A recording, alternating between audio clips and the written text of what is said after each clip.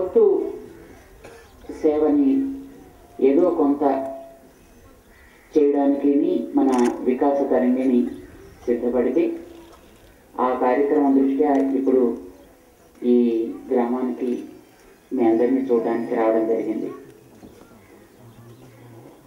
నిజానికి నదిని నమ్ముకుని నదీ పరివాహక ప్రాంతాలను నమ్ముకునేటటువంటి వ్యవసాయం ఏదో ఆ జలం మీద మత్స్యకారులుగా ఉండి చేపలు పట్టుకు జీవించేటటువంటి వారిని ఇబ్బంది పెట్టాలి అని నది ఎప్పుడు అనుకోదు.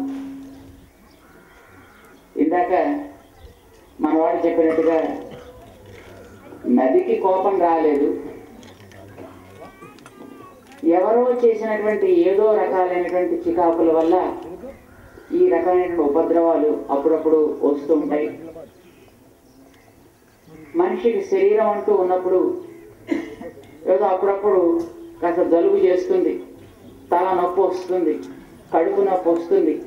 అంత మాత్రం చేత మనం మన ఆహారాన్నో మరొకదాన్నో మనం చెడ్డది అని అంటామా? అనకూడదు.